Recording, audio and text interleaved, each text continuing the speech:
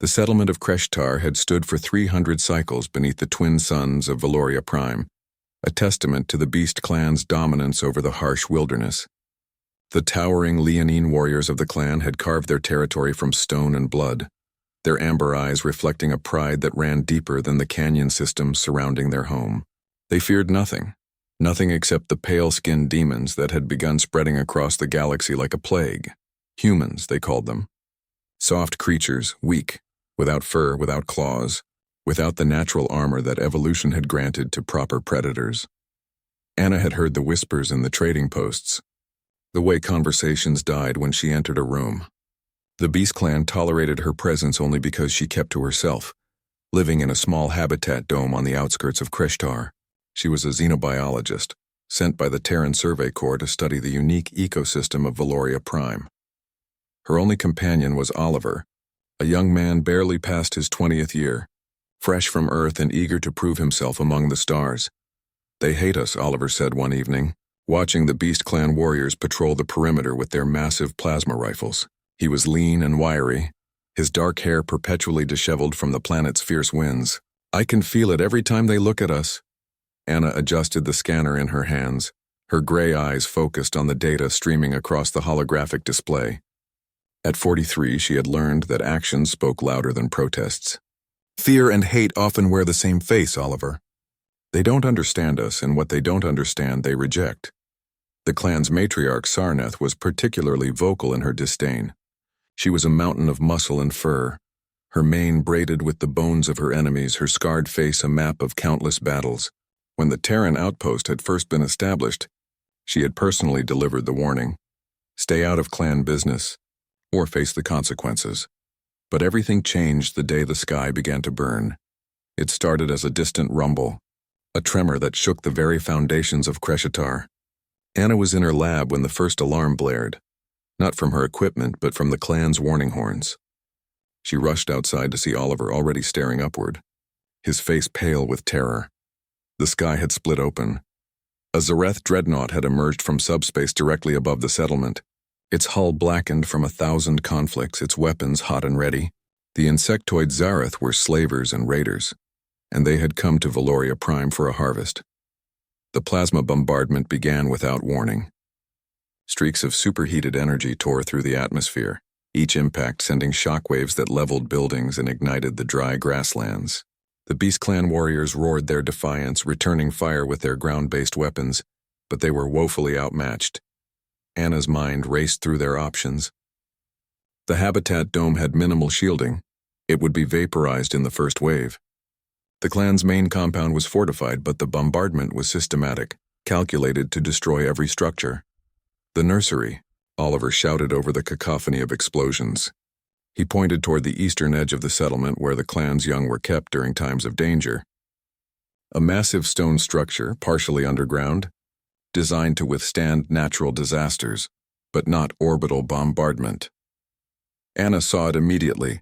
A plasma lance was arcing directly toward the nursery, its trajectory calculated with ruthless precision. In 5 seconds, maybe less, 50 young cubs would be incinerated. She didn't think. She ran. Oliver was right behind her, his legs pumping as they sprinted across the compound. The ground heaved beneath their feet, and the heat from nearby impacts seared their skin. Anna could hear the high-pitched keening of the cubs inside the nursery, could see the clan mothers desperately trying to reinforce the doors. There was no time. Anna reached the entrance and spread her arms wide, as if her soft human body could somehow deflect the fury of advanced weapons. Oliver skidded to a stop beside her, understanding instantly what she intended. He said nothing. There was nothing to say. He simply stood with her, shoulder to shoulder, two fragile humans against the burning sky. The plasma lance descended like the judgment of angry gods. In that frozen moment, Anna thought of Earth, of green hills and blue oceans, of the millions of years humanity had spent learning to protect, to sacrifice, to shield the vulnerable with their own bodies. It was insane. It was illogical. It was profoundly, undeniably human. The impact never came. Instead, there was a shuddering boom that shook the air itself. Anna looked up to see a Terran frigate had emerged from the planet's shadow, its point defense systems screaming to life. The plasma lance had been intercepted mere meters above their heads. The energy dispersed into a shock wave that knocked both humans to the ground. But the bombardment wasn't over. Anna dragged herself up, her ears ringing, blood trickling from her nose. The frigate was engaging the dreadnought, but more lances were falling. She positioned herself in front of the nursery entrance again, and Oliver joined her without hesitation. They couldn't stop the weapons, but they could be a warning, could give the clan mothers precious seconds to evacuate deeper into the structure. 3 more times, plasma fire streaked toward the nursery. 3 more times, the frigate's desperate interceptors caught them. On the 4th attempt, the dreadnought changed tactics and a lance slipped through the defensive fire. Anna felt the heat before she saw the light. She grabbed Oliver and threw both of them against the nursery door, their bodies pressed against the ancient stone as the world exploded around them. The impact was 30 meters away, close enough that the shock wave lifted them off their feet and slammed them into the reinforced entrance. Everything went dark. When Anna woke, she was looking up at Sarnath's scarred face. The matriarch was kneeling beside her, and there were tears cutting through the soot on her fur. Behind her, clan warriors stood in a circle, their heads bowed in a gesture Anna had never seen them make to any outsider. "The cubs live," Sarnath said, her voice rough with emotion, "because of you. Because you stood when you could have run." Oliver groaned beside her, his arm clearly broken but his eyes bright with defiant life. The frigate had driven off the dreadnought, but the cost had been terrible.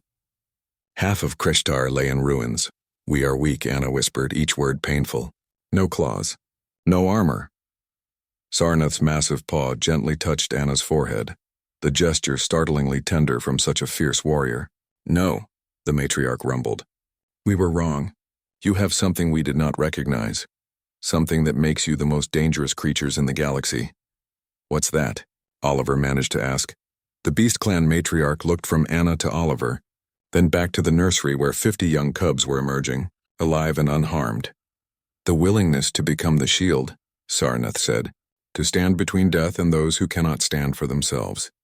We thought you weak because you lack our natural weapons. We did not understand that you made yourselves into weapons, not of destruction, but of protection." As the clan warriors began to chant a song of honor, a song previously reserved only for their own fallen heroes, Anna closed her eyes and smiled. Humanity had been judged by their actions, not their appearance. And in the burning sky above a distant world, 2 fragile humans had shown an ancient warrior race what it truly meant to be strong. The Beast Clan would never fear humans again. They would respect them, and perhaps in time they would learn from them, because that was what humans did best. They taught the universe that courage wasn't about fangs or claws or armored hide. It was about standing firm when every instinct screamed to run, about shielding the innocent with your own fragile body, about choosing to protect rather than to dominate. That was the human way. That was why, across 1,000 worlds, other species were beginning to understand a simple truth. Humanity didn't conquer through strength. They conquered through sacrifice.